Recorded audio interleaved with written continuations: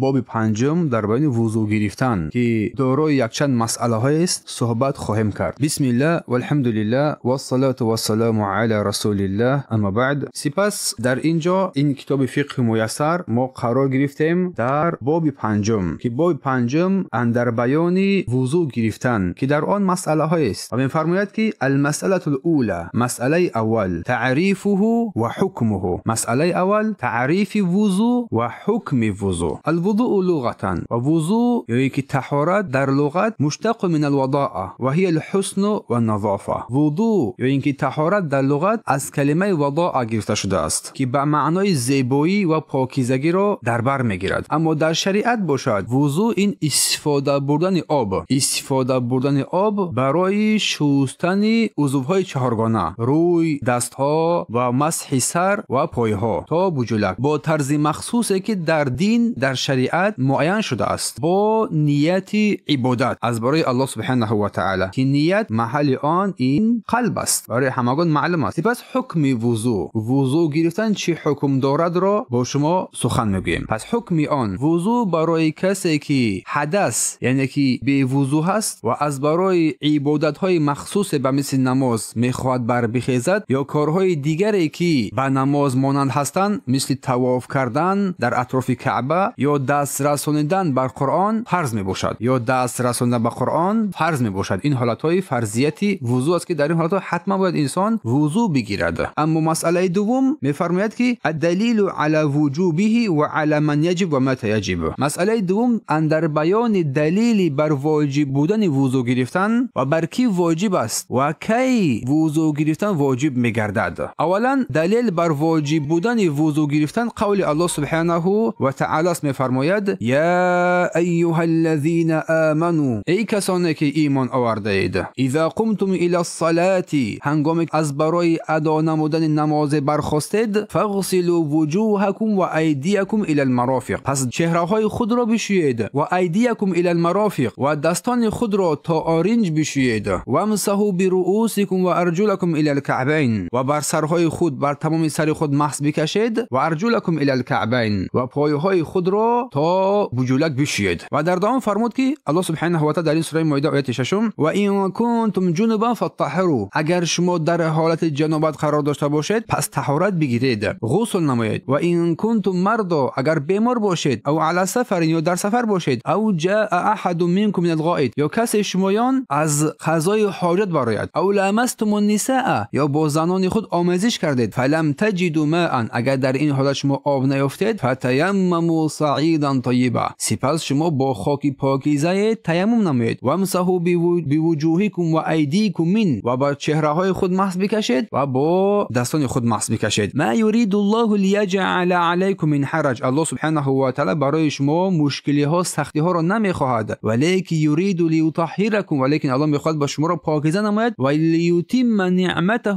علیکم، تا اینکه الله نعمتش را بر شما کامل بسازد، لعلکم تشکرون، باشد که شما از زمره و جمله بندگان شکرگزار قرار بگیرید. و رسول الله صلی الله علیه و سلم در حدیث فرمودند که لا یقبل الله صلاة بغیر طهور، الله نماز را به وضو نمیپذیرد، قبول نمیکند، ولا صدقه من الغلول، و صدقه را از مال دزدیده شده هم نمیپذیرد و قبول نمیکند. روایت مسلم حدیث 224. و نیز رسول الله صلی الله علیه و سلم فرمودند لا یقبل الله صلاة من احدث حتى يتوضا، الله نماز کسی را که حدث کرده است یعنی که به وضو شده است قبول نمیکند تا آن دمی که وضو بگیرد. روایت مسلم از این حدیث 223. این چنین در میان مسلمانان اختلاف وجود ندارد در بیان واجب بودن وضو گرفتن از برای نماز، از برای تلاوت قرآن، چه نمازهای سنتی باشد و چه نمازهای فرضی باشد، و در این اجماع اتفاق علما هست، ثابت شده است. مسئله دوم بر کی واجب است وضو گرفتن، بر کی واجب میگردد؟ وضو گرفتن بر هر مسلمانی که بالغ است یعنی به بلاغت رسیده است و عاقل است، دیوانه و مجنون نیست، واجب میگردد. وقتی که بخواهد از برای ادا نمودن نماز از نمازها یا کاری که وابسته بر آن واجب است وضو گرفتن، برایش وضو گرفتن شرط و لازمه و حتمی میباشد. اما در کدام وقت وضو گرفتن واجب میگردد؟ در کدام وقت وضو گرفتن واجب میگردد؟ اولا وقتی که وقتی نماز فرا برسد، دوم وقتی که شخص میخواهد عمل را انجام بدهد میدهد که برای آن عمل وضو گرفتن شرط است، حتی اگر در وقت معینی هم چیز نباشد. و مثل طواف در اطراف کعبه و مثل دست رسانیدن به قرآن، این حالتها لازمی و حتمی است که انسان با وضو باشد، چون به وضو این عملها را انجام دادن جایز و روا نیست. بارک الله فیکم. مسئله سوم فی شروطه، یعنی که در بیان شرط‌های درست وضو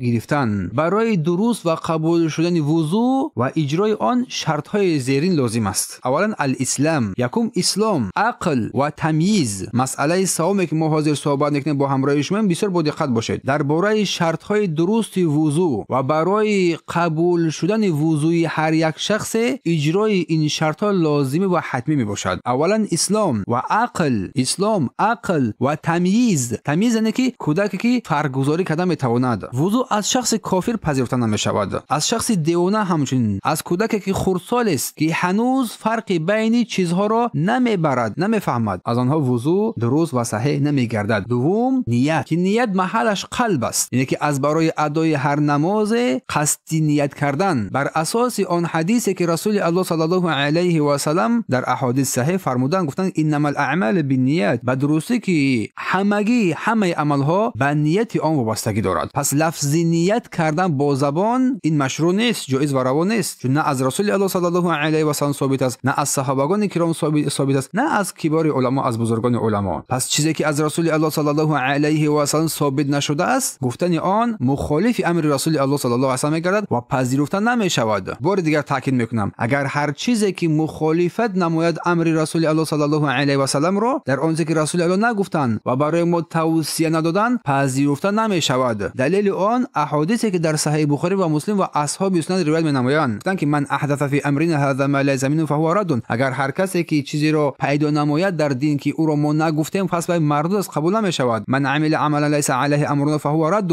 اگر هر کسی هر عملی را انجام بدهد که ما او را نگفتیم نکردیم، و پذیرفته نمی‌شود. پس پذیرفته شدن اعمال ما و شمایان وابسته با آنچه که ما بر دین الله سبحانه و تعالی عمل می‌کنیم است و قبول می‌شود. بارک الله فیکم. سپس دیگری از شرط‌های وضو آبی که پاک باشد و پاک کننده باشد، آب طاهر باشد و طهور باشد، یعنی آب پاک باشد و پاک کننده باشد. تنها با چنین آب وضو گرفتن جایز و روا می‌گردد که در بین آب‌ها الکی ما سخنرانی کردیم. اگر آب ناپاک باشد، نجس باشد، وضو با آن درست نمی‌گردد. کاملا در باب آب‌ها می‌توانید این مسئله را ببینید. و همچنین پاک کردن چیزهایی که مانع رسیدن آب بر آن می‌شود، دور کردن آن چیزهایی که مانع رسیدن آب بر بدن انسان می‌گردد، مثل اگر که روغنی‌ها بر جسد انسان برسد، یا که خمیر، یا که لک‌هایی که در ناخن‌ها و غیره کرده می‌شوند، یا که رنگ‌هایی که زن‌ها مثلا در چهره‌های خود، در دست‌های خود می‌نمایند، به عنوان می‌کنند، همه اینها مانع رسیدن آب بر پوست بدن انسان، بر چهره انسان میشن. برای همین پیش از آن باید انسان اینا را پاکیزه نماید، سپس وضو بگیرد. سپس می‌فرماید الاستجمار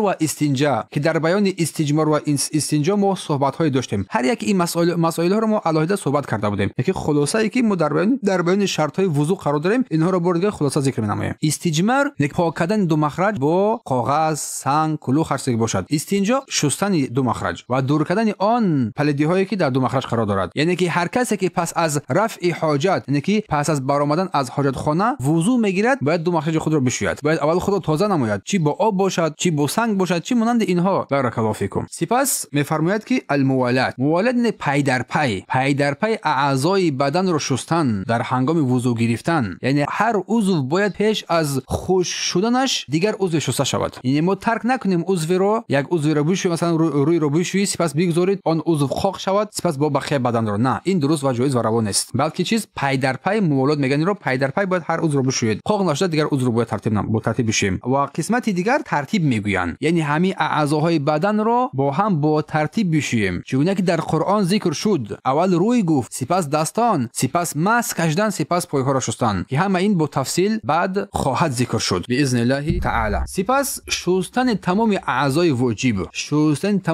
واجب، یعنی آن اعضاهایی که شستن آنها فرض است باید کاملا شسته شوند، نه قسمتی از آن. پس ما حاضر با همراهیشون در مسئله سوم در بیان شرط‌های وضو سخنرانی داریم. گفتن شرط اول اسلام است، دوم عقل و تمیز، فرج دو کردن از کودکان، دوم نیت که محل آن قلب است، سوم آب پاکیزه، چهارم دور کردن آن چیزهایی که سبب مانع رسیدن آب بر بدن انسان میرسد، پنجم استجمار استجمار یا استجمار با سنگ، کلوخ و مانند اینها پاک کردن خود دو مخرج و استنجا با آب شستن. ششم پای در پای اینا را کردن و هفتم با ترتیب اینا را انجام دادن و هشتم اخیراً شستن تمام آن اعضای بدنی که واجب است شستن آن در وضو گرفتن. بارک الله فیکم. سپس مؤلف مسئله چهارم را میخواد برای ما و شما یادآوری نماید. ما میفهمیم که فروضه یعنی که فرضهای وضو، یعنی اعضایی که شستن آن فرض است. عضوهایی که یعنی که فرضهای وضویی که اعضایی که باید حتما شسته شوند یا مس شوند 6 تا اند. در عموم اینها 6 قسمتند. از این 6 خالی نیستند. یکم میفرماید غسل الوجه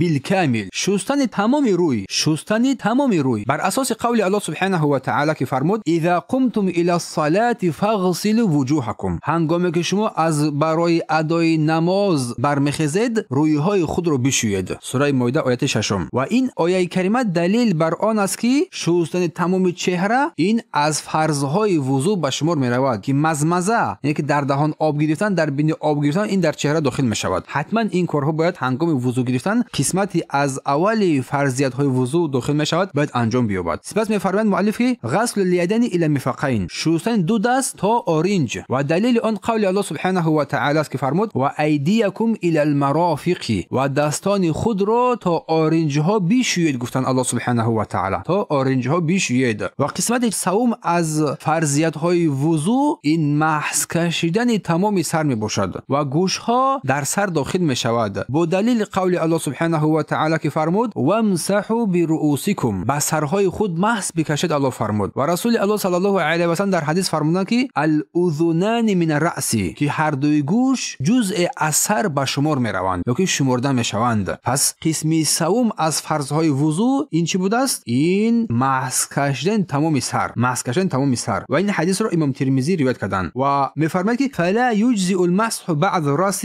دون بعض، برای انسان جایز و روان است که بعضی از سر را مسح بکشد و بعضی از آن را ترک نماید. این قطعا جایز و روان است، بلکه یک بار در دست آب گیرد تمام سر را مسح می‌کشد. اینها را ما در سنت‌های وضو ذکر می‌نماییم. پس از این رو محض کشیدن تمام سر برای انسان جایز و روا است، بلکه این فرض است. اما قسمتی از آن را محض بکشی و قسمتی آن را بگذاری این وضو را کامل نکرده است، بلکه وضوء انسان درست و صحیح نمیگردد. و قسمت چهارم از فرضهای وضو غسل رجلین الی کعبین، شستن دو پای تا کعبه ها، یعنی که تا بجولک ها و دلیل آن قول الله سبحانه و تعالی که فرمود و ارجلکم الی الکعبین، و پایهای خود را تا کعب یعنی تا بجولک بشویید. سوره مائده آیه 6. بارک الله فیکم. پس قسمت پنجمی از فرضهای وضو این میفرماید که ترتیب، رعایت نمودن ترتیب، یعنی اعضای عضوها را با همان ترتیبی که قرآن ذکر کرده است، یکم روی، سپس دستان، سپس مسح کردن سر، سپس شستن پایها تا بجولک. ان همین 4 قسمت از فرضهای چی هستند؟ از فرضهای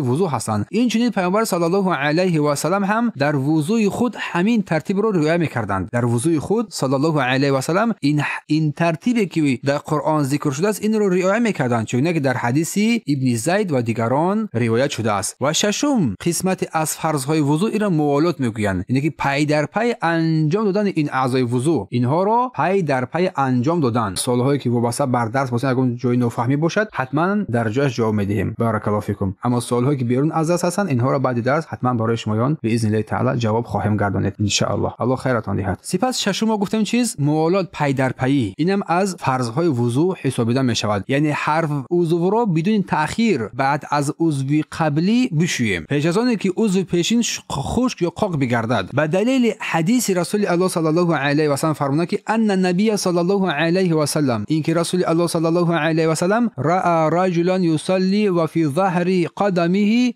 لمعه قدر درهم، پیامبر صلی الله علیه و سلم مردی را دیدن که در پشت پایش جای به اندازه 1 درهم خشک مانده بود، یعنی که به آنجا آب نرسیده بود. و فرمود لم یصب الماء، فرمود فامره ان یعید الوضوء، و رسول الله بر این صحابی امر کردند که وضوء خود را از سر نماید، از سر وضو بگیرد. این حدیث را خالد ابن معدن رضی الله عنه روایت نمودند. اگر پای در پای شرط نمی بود در طهارت گرفتن، رسول الله این صحابی کرام را امر نمیکرد که وضوءش را از سر نماید، چون این صحابی کرام وضو گرفتن اما هنگام وضو گرفتن انا همین نقطه از پشت پایش را نشستند، فراموش کردند. و لمعه در اینجا ذکر شده در حدیث جایی است که در عضو که آب بر آن نرسیده است، خواه در هنگام وضو باشد خواه در هنگام غسل، که در بین غسل ما برای شما در درس‌های آینده ان شاء الله که صحبت خواهیم نمود. مسئله پنجم، سنت های وضو. در این مسئله پنجم اکنون ما سنت های وضو رو با ترتیب نیکویی برای شمایان با این ترتیبی که در این کتاب ذکر شده است در فقه میسر بیان می‌نماید. می‌فرماید که هناك افعال یستحب فعلها عند الوضوء، در آنجا یعنی در هنگام وضو گرفتن در وضو بعضی عمل‌های هستند که انجام دادن آنها مستحب است، یعنی پسندیده شده است، سنت از این کارها انجام دادن. و یؤجر علیها من فعلها، و هر کسی که اگر این سنت ها این مستحبات را اگر انجام بدهد، کسی که آنها را انجام دهد اجر و پاداش و ثواب میگیرد، و هر کی اگر آنها را ترک کند برای وی گناه نیست. این سنت ها این عمل ها را سنت های وضو مینامند، سنت های وضو مینامند. و این سنت ها عبارتن اولا از تسمیه، بسم الله گفتن در اول هنگام شروع شدن وضو، هنگامی که توش وضو را شروع کردن میشه بسم الله میگی در اول وضو. و این بر اساس آن حدیثی که از رسول الله صلی الله علیه و سلم ثابت شده است که فرمودن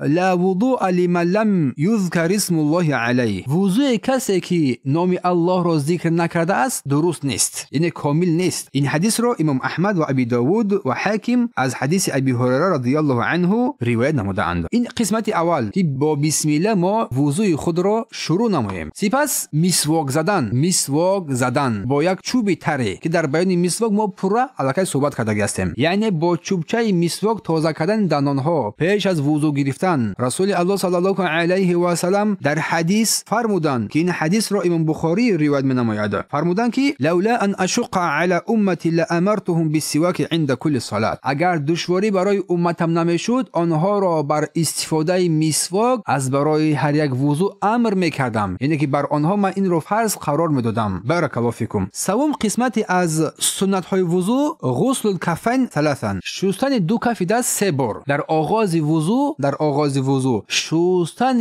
هر دو دستان تا بوجلک سه بار. پیامبر صلی الله علیه و سلم در آغاز وضوی خود دستان خود را سه مرتبه میشستند، این سنت است. و قسمت چهارم از سنت های وضو این مبالغه فی المضمضه و استنشاق میگویند. مبالغه در مضمضه یعنی که آب گرفتن در دهان، و استنشاق باشد کشیدن آب در بینی رو میگویند. و رسول الله صلی الله علیه و سلم در این مورد فرمودند که بالغ فی الاستنشاق الا ان تكون صائما، در استنشاق در دهان و در بینی آب گرفتن مبالغه نه که بر کثرت نمو، مگر آنکه تو روزدار باشی. اگر شخص روزدار باشد این کارو انجام نمیدهد. این حدیث رو ابی داود و نسائی روایت نموده‌اند. سپس قسمت پنجم از اقسام سنت های وضو این ادلک میگویند، مالیدن، دست پیوندها رو مالیدن، روی رو مالیدن هنگامی که تو آب میرسونی بر این اعضا، داخل کردن آب به زیر ریش، اینها رو مالیدن میگویند. که میفرماید که کان اذا توضأ یدلک ذراعیه، چون پیامبر الله صلی الله علیه و سلم هنگامی که وضو میگرفتن دستان خود رو دلک میکردن، یعنی که دستان خود رو میشکیدن، زیر دستان خود زیر ناخنان نه جاهایی که مثلا که پیوندها هستن اینها رو میشکیدن. و کان يدخل الماء تحت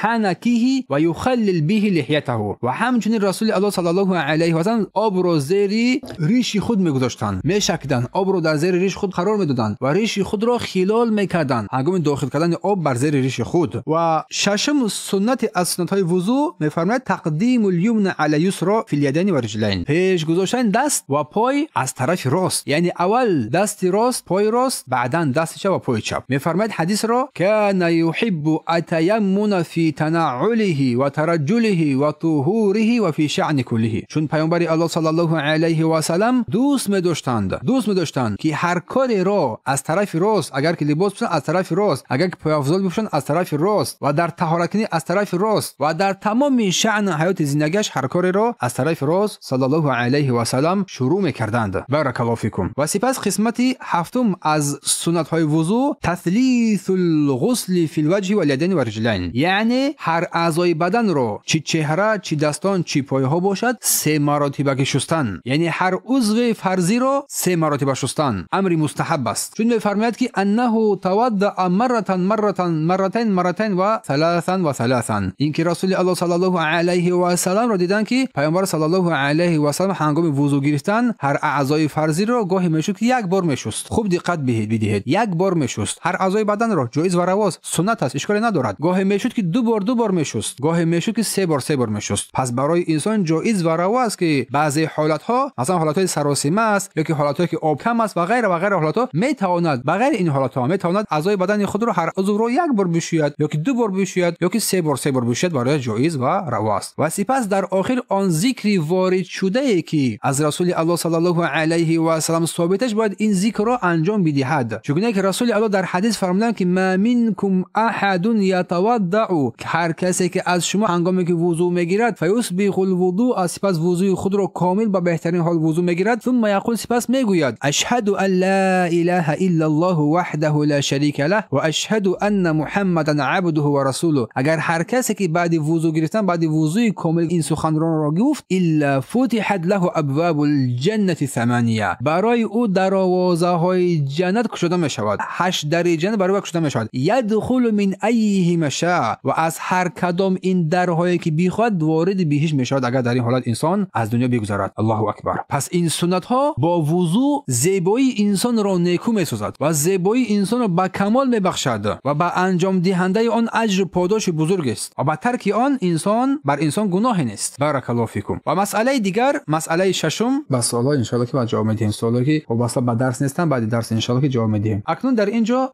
مؤلف مسئله ششم رو برای ما و شمایان یادآوری میشود. مسئله ششم که از مسئله های خیلی مهم است. نواقض وضو، شکننده های وضو. نواقض جمع ناقض است، چیزهایی هستند که وضو رو میشکند و آن وضو رو به اعتبار قرار میدهد و این نواقض وضو 6 تا آن. نواقض وضو 6 تا آن. الخارج من سبیلین، اول چیزی که از دو راه از دو مخرج بیرون میشود، یعنی که هر چیزی که از دو مخرج میبراید، چی پیشاب چی نجاست باشد، هر چی که از اون بیرون میشود، خواه پیشاب باشد، خواه نجاست باشد، خواه باد باشد، خواه منی باشد، منی آبی که با شهوت میبراید، خواه مزی باشد، یک مائع تونیکی که هنگام نظر کردن و کارهای دیگر بازی کردن میبراید، یا خون استحاضه باشد، خون حیض باشد، خون نفاس باشد، هر چیزی که میبراید از دو مخرج، این سبب شکستن وضوء انسان میگردد. یا باد شکم، چی زیاد باشد چی کم باشد، چی زیاد باشد چی کم باشد، این سبب شکستن وضوء انسان میگردد. و دلیل ها اولا از کلام الله سبحانه و تعالی. الله سبحانه و تعالی میفرماید که او جاء احد منکم من الغائط، یا کسی که از شما از حاجتخانه بیرون شود. معنی است که انسان از حاجتخانه بیرون شود چی عمل رو در حاجتخانه انجام میدهد. قضای حاجت مینامد در سوره نساء آیه 43 الله میفرماید، یعنی هر شخصی که قضای حاجت نمود برای وضو لازم میشود. و حدیث رسول الله صلی الله علیه و سلم فرمودند که لا يقبل الله صلاه احدکم اذا احدث حتى يتوضا، الله نماز رو از کسی که به وضو شده است نمیپذیرد حتی اینکه وضو بگیرد. و نیز رسول الله فرمودند ولکن من الغائط او البول او النوم، ولی از کسی که قضای حاجت نمود یا پیشاب نمود یا خوابش برد باید وضو بگیرد گفتند. و همچنین فرمودند فلا ينصرف حتى يسمع صوتا او يجد ريحا، در قول پیامبر صلی الله علیه و سلم آن کسی که شک نمود در داخل نمازش که از او باد برآمده است یا نه، گفتند اگر کسی در نماز بود و شبهه کرد در شک افتید که از او باد برآمده است یا نه، فرمودند که تا وقتی که صدا یا بوی رو احساس نکند از نماز فارغ نشود، از نماز نبراید. این از تعلیمات رسول الله صلی الله علیه و سلم در بیان وضو. بارک الله فیکم. و فرمود خروج النجاست من بقیه البدن، و همچنین برآمدن نجاست از دیگر جاهای بدن غیر از دو مخرج. برای ما معلوم است که هر چیزی که از دو مخرج برآمد این سببی به وضو گشتن انسان میگردد. حتما وضو انسان میشکنه و وضو گرفتن آن از برای عبادت واجب میگردد، زیرا اون دو چیز پیشاب و پساب نجاسات با دلیل های قطعی که بیان کردیم ثابت شده است. اما در اینجا مسائل های دیگری هست مثل خون برآمدن یا که قی کردن. اما در مسئله خون در بین علما خلاف است. قول صحیح اگر که خون اندک باشد این وضو را نمیشکند، اگر خون بین نهایت جاری شود در اینم خلاف است. اگر با عذر شرعی باشد اشکالی ندارد، اگر به عذر شرعی باشد پس برای انسان اثر وضو بگیرد برایش خوبتر نیکوتر است. اما قی با دهان پر باشد طهارت را میشکند. برای همین میفرماید در اینجا که بهتر است که انسان احتیاط نماید در این موردها، یعنی که وضو بگیرد اگر که خونی بر زیاد برآمد دوباره وضو بگیرد، اما اگر مقدار آن کم باشد پس وضو گرفتن دیگر شرط نیست. و همه علما برای این اتفاق نظر دارند. بارک الله فیکم. سپس زوال عقل و تغطیته بالاغماء و النوم. زوال عقل، نابودی عقل یا پوشیده شدن عقل یا که بیهوش شدن انسان یا که در خواب ماندن انسان همچنین سبب‌های شکستن وضو میگردد. و دلیل آن قول رسول الله صلی الله علیه و سلم فرمود ولیکن من الغایط او البول او النوم گفتند، ولیکن از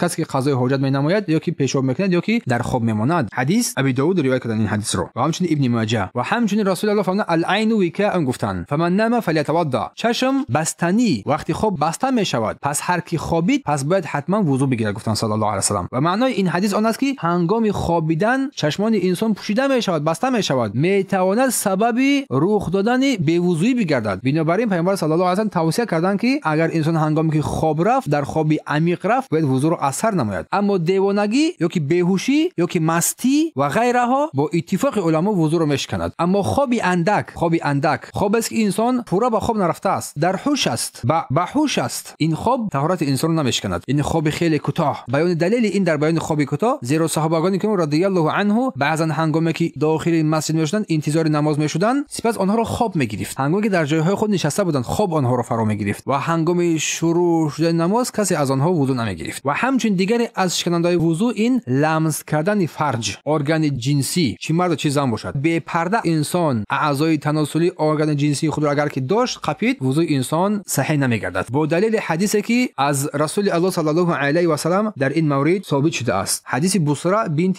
صفوان است رضی الله عنها که ان النبی صلی الله علیه و سلم قال، اینکه پیامبر صلی الله علیه و سلم فرمودند من مس فرجه فلیتوضا، گفتند هر کسی که آلت تناسلی خود یا که ارگان جنسیش رو لمس کرد قپید باید وضو بگیرد. و در حدیث ابو ایوب و ام حبیبه رضی الله عنها اومده است که من مس فرجه فلیتوضا، هر کی فرجش رو لمس کند پس باید وضو بگیرد. و قسمت پنجم از شکنندهای وضو این خوردن گوشت شتر است. از حدیث جابر ابن سمره رضی الله عنه که یک مرد از پیامبر صلی الله علیه و سلم پرسید آیا من از گوشت چارپایان، گوسپند و بز به مانند اینها وضو بگیرم؟ پیامبر صلی الله گفتند که ان شئت توضا، اگر بخواهی وضو بگیر، و ان شئت لا تتوضا، اگر نخواهی وضو نگیر. اما هنگام پرسیدن که آیا از گوشت شتر وضو بگیرم، رسول الله گفتند که نعم توضا من لحم الابل، بله از گوشت شتر وضو بگیر. روایت مسلم است. بارک الله فیکم. و همچنین الرد عن الاسلام، ارتداد، برگشتن از اسلام، روی گرداندن، روی آوردن از اسلام، این سبب باطل شدن وضو و اعمال انسان میگردد. و دلیل آن قول الله سبحانه و تعالی است، میفرماید که و من یکفر بالایمان فقد حبط عمله، هر کسی که بر ایمان کافر شود هر گونه اعمالش نابود و حبطان میگردد. سوره مائده آیه 5. هر چیزی که غسل را واجب میگرداند و مثل جنابت، حیض و غیره، وضو را نیز چیز واجب میگرداند. بارک الله فیکم. الله سبحانه و تعالی بر ما و شمایان خیر و برکت و توفیق را عطا نماید. مسئله هفتم، چی چیزها وضو را واجب میگرداند؟ ما یجب له الوضوء، برای چی چیزها وضو واجب میگردد؟ میفرماید و یجب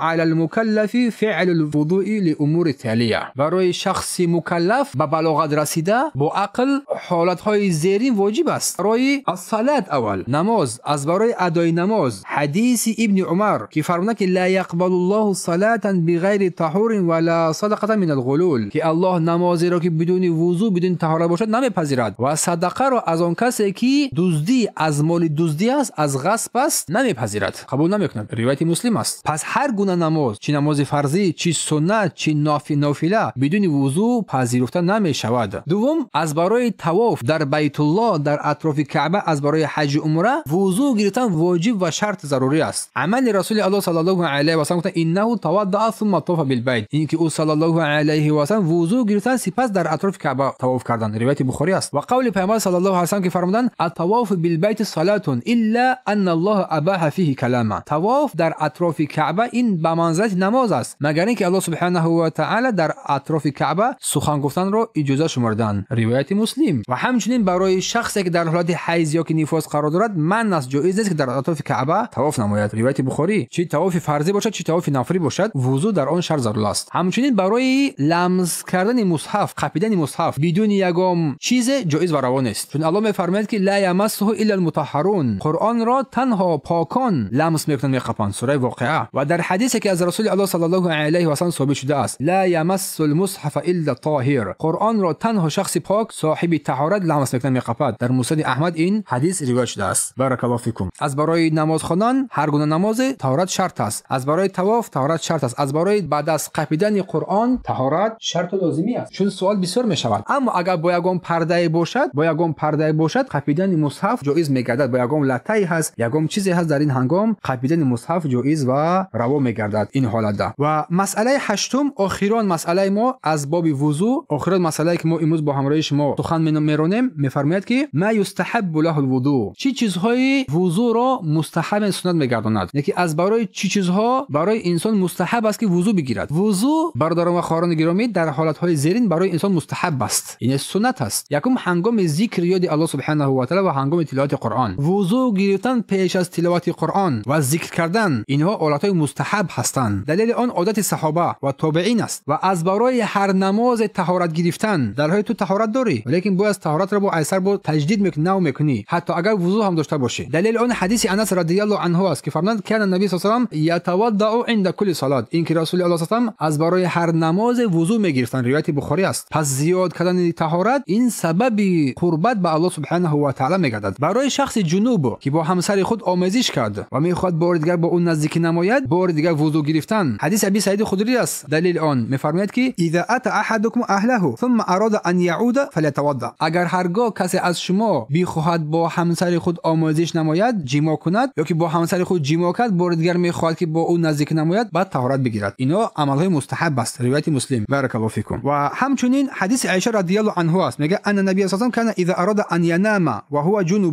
رسول الله هنگامی که میخواستن اراده خواب نمایند خواب بیروند در حالتی که در جنابت قرار داشتن میگه وضو میگرفتن مثل نماز وضو میگرفتن سپس استراحت میکردن سپس خواب میرفتن. روایت مسلم. فاراد ان یاکل او ینام. در دیگر روایت اگر که رسول الله اراده خوردن و نوشیدن رو میکردن وضو میگرفتن صلی الله علیه و سلم. اما اینها بار دیگه تاکید میکنه که اینها مستحب هستند واجب و فرض نیستند. و همچنین وضو گرفتن پیش از غسل کردن. یکی انسان میخواد غسل نماید پیش از این اول وضوی کامل بگیرد سپس غسل نماید که این رو ما در باب غسل برای شمایان صفت غسل پیامبر یادآوری میکنیم. حدیث عایشه رضی الله عنها میفرماید که کان رسول صلی الله علیه و سلم این که رسول الله صلی الله علیه و سلم اذا اغتسل من الجنابه هنگامی که غسل جنابت کردن میشد یبدا فیغسل یدیه شروع میکرد اول دستان خود رو میشست ثم یفرغ بیمینه علی شماله اول وضو میگرفت سپس دستان خود رو میشست وضو میگرفت از طرف راست آب رو میریخت سپس از طرف چپ آب رو میریخت چهره خود رو میشست وضوی کامل میگرفت از برای وضوی نماز. یعنی که رسول الله صلی الله علیه و سلم هنگامی که غسل کردن میشدن وضوی کامل میگرفتن چون که از برای نماز وضو میگیریم سپس آب رو از طرف راست از طرف چپ میریختن و کامل میکردن غسل رو. روایت بخاری. با ترتیبی که طهارت میگیری. و همچنین دیگری از مستحبات که انسان باید وضو بگیرد این پیش از خواب رفتن